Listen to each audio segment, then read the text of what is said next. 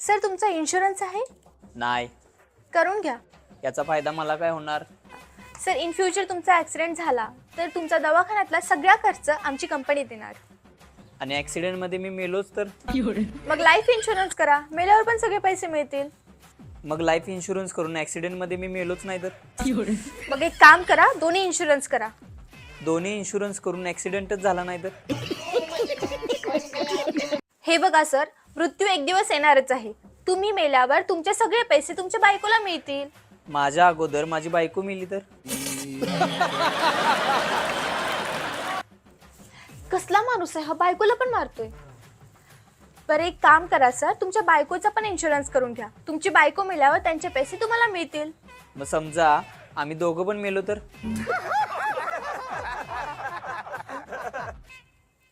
Sir थोडा विचार करा, तुम्ही मेल्यावर तुमच्या बायकोला कोण सांभाळणार? माझं मोठं पोरग. सर एक काम करा, मला तिकडून तुम्ही ब्लॉक करून टाका.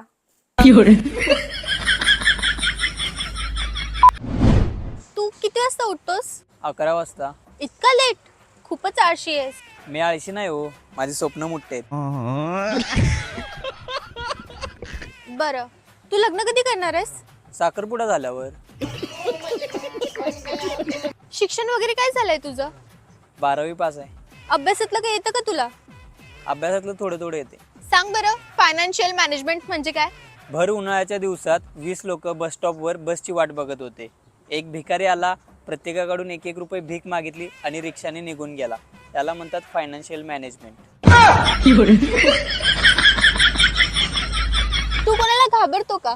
कोणालाच नाही, कोणालाच घाबरत नाही. काल सापाला मी असं हातानं तोडलं, ते काहीच नाही. वाघाला तर असं मधनं फाडलं आणि जिरापाला कानपण मारली. अरे बापरे. मग काय, मला खेळण्याच्या दुकानातनं बाहेर काढलं.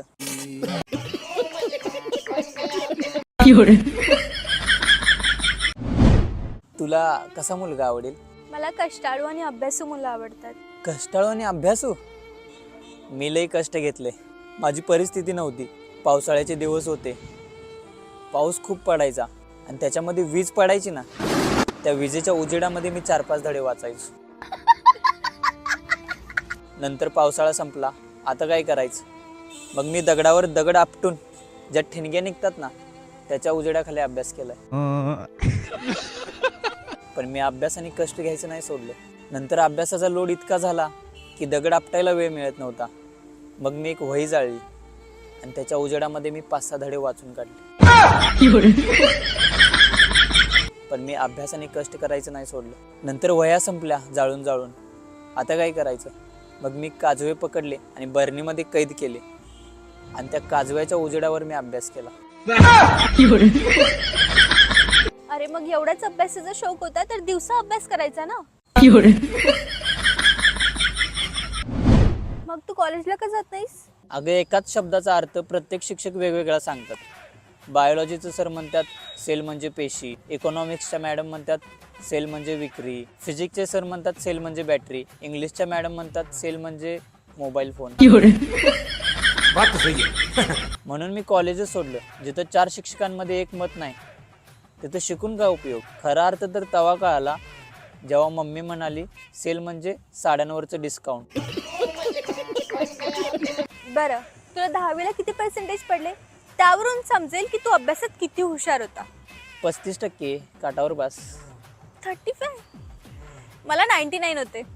मला एक विचारायचं होतं, जहाजाचा शोध मुलांनी लावला, कॉम्प्युटरचा शोध मुलांनी लावला, बल्बचा शोध मुलांनी लावला, चाकाचा शोध मुलांनी लावला. मग हे 99% घेऊन जातात कुठं मुली? तू कॉलेजमध्ये कोणाला सेट केलंय की नाही? लाईफ मध्ये मी फक्त अलार्म सेट केला.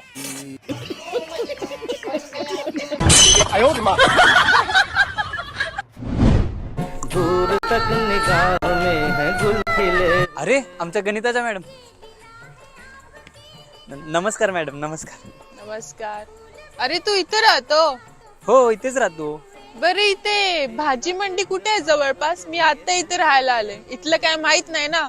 इथून सरळ जा, 2 रोड दिसतील. एका रोडला X माना, एका रोडला Y माना. काय मानायचंय ती माना, पण ह्यो रोड सोडू नका. पायथागोरसचा थेरम वापरून पहिल्या बाजूचा वर्ग अधिक दुसऱ्या बाजूचा वर्ग बरोबर करणं याची जी किंमत येते तेवढ्या डिग्रीनं आपल्याला टर्न मारायचं. Sine theta plus cos theta हे गुणसूत्र वापरून पावले टाकत जा आणि 200 मीटर मध्ये किती पावलं होतील ती मोजा आणि त्याला 3.5 ने गुणा करा आणि चालत राहा. समोर मच्छी मार्केट आहे, तिथे एक नाला आहे, त्या नाल्यावरून तुम्हाला उडी मारायची आहे. पळत येऊन 8.5 प्रति किलोमीटर वेगाने तुम्हाला उडी मारायची. -4.3 अधिक 2.5 कंसात 80 डिग्री अँगलने तुम्हाला बेंड व्हायचंय. समोर बाजारपेठ आहे, आज बाजार नसतोय, त्यामुळे तिथल्या भाजीपाल्यांना आपण एक्स मानू. जर मुलांनो तुम्ही मन लावून अभ्यास केला तर तुमच्याकडे मोठमोठ्या गाड्या असतील, बंगले असतील. मग मॅडम तुम्ही मन लावून अभ्यास नाही केला, केला बेटा? मग तुम्ही का रिक्षात नाही येताय?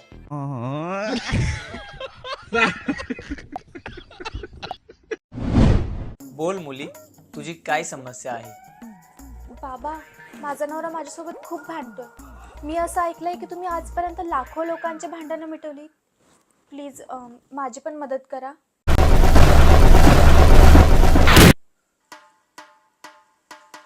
हा घे मनी. जेव्हा तुझा नवरा कामावरून घरी येतो तेव्हा हा मनी तू तुझ्या दाढेखाली दाबून धरायचा. दाताखालून मनी बाहेर आला नाही पाहिजे, नाहीतर भांडण होत. 7 दिवसानंतर. थँक्यू बाबा, या जादुई मणीचा खूप फायदा झाला. या 7 दिवसामध्ये आमचे एक पण भांडण नाही झाले. फायदा जादुई मनीचा नाही तर तोंड बंद ठेवण्याचा झालाय. एवढं